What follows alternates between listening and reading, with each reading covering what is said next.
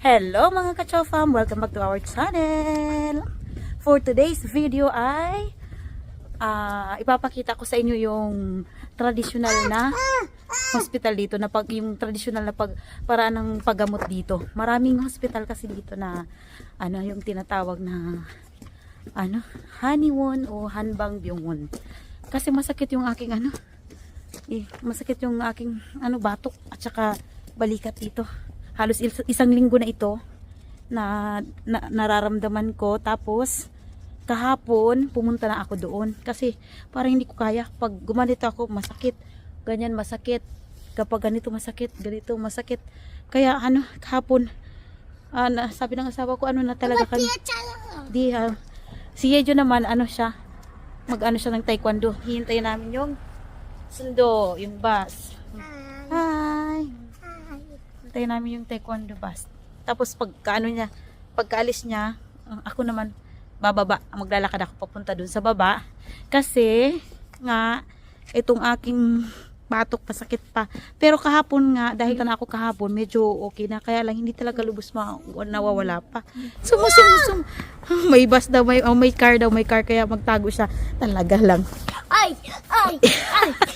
Ayan, mag-taekwondo daw siya.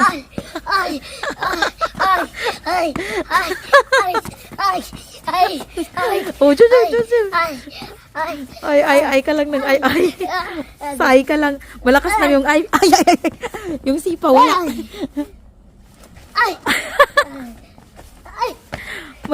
May promotional sila ngayon. Exam. Yung belt, promotional ng belt na ngayon. Pero hindi pa gaano marunong si John. Parang laro lang. Hindi niya siguro. Sabi ko kung natandaan niya yung ipi-perform. Sabi niya ay nagsipa-sipa lang siya ng ganyan. Ando na si John sa taekwondo. Ngayon, tayo naman ay pupunta na doon sa Hanwon. Dito na tayo. Ayan.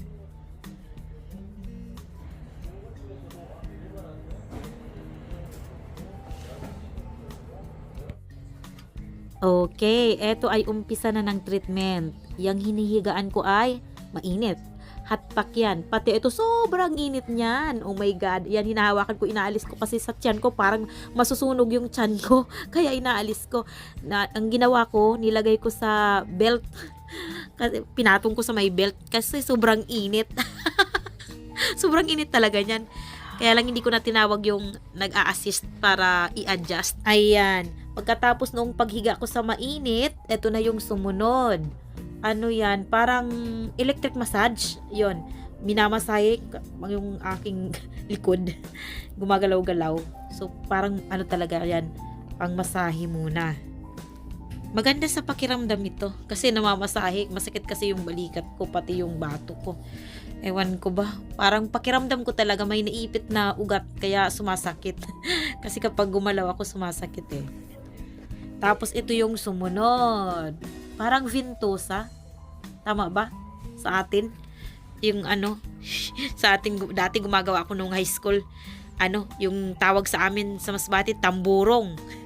Yung may papel na may apoy. Tapos tatakpan ng baso. Ganyan talaga.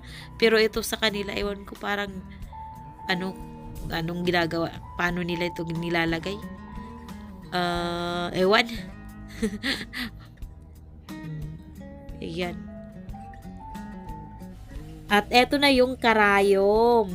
Masakit kapag tinutusok ng karayom, pero saglit lang naman. Ko lang kanina, pag tusok sa akin, aray. Sa isip lang, aray.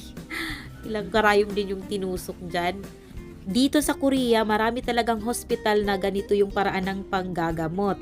Kapag sa loob naman yung sakit, may ubo, may sipon, ang gamot na ibinibigay nila ay herbal medicine.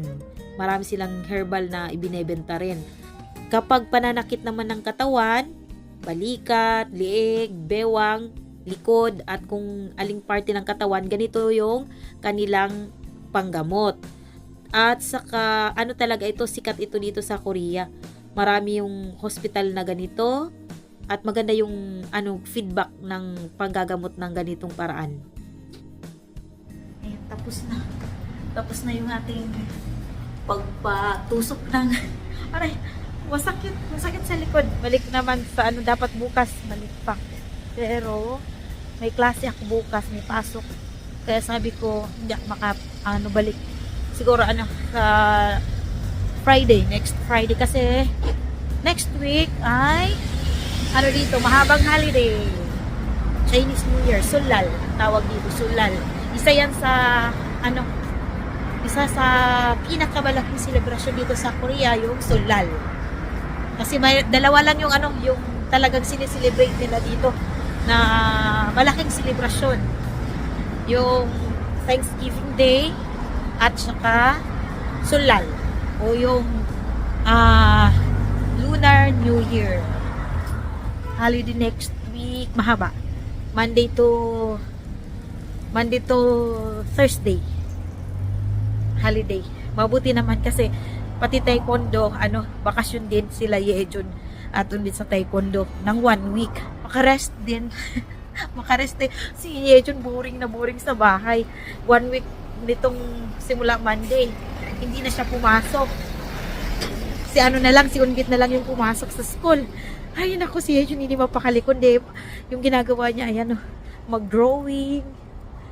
Panay drawing siya, panay kalat ng bond paper. Ang bilis maubos ng bond paper kasi si Yejon, pag drawing niya sa harap, yung sa likuran, hindi niya na sinusulatan. Harapan lang. Tapos, ay, naku, drawing nito, drawing, ganun pa rin yung drawing, laging shark. Mga shark lang yung dinodrawing niya. Paulit-ulit. Salamat at bakasyon na. Makakatulog tayo ng mahimbing. Makakatulog tayo ng mahimbing. Pwede hanggang alas 7. Kasi kapag may pasok, lalo si Yejon may pasok, madaling araw ako nagigising kasi maghahanda ng pagkain.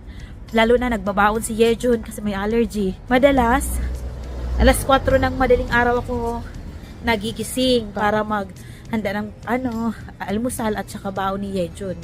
Tapos kung may klase ako, kailangan kong mag-aral, minsan alas 3. Gumigising ako. Pero ngayong si Unbit na lang yung may pasok, nitong week, ang ginawa ko, alas 5. Pwede na ako magising kasi hindi na ako maghahanda ng baon ni Yejon. No? Wala na.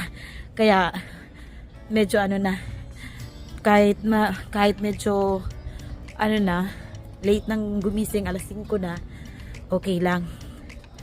Ngayon magbabakasyon, salamat naman at nang makatulog din tayo ng mahimbing. Pero hindi nga nakakatulog ng mahimbing Sanay na kasi yung mata. Kung ano yung nakasanayan natin, yun na yun, di ba? Ay, nako, maagang nagigising. Kasi maagang natutulog. Sanay ako sa maagang matulog. Maagang magising.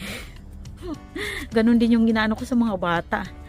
Sinasanay ko rin sila na maagang matulog para maagang magising. Kaya naman si Yejon, oh my God, minsan pagkagising ko, gising na rin siya.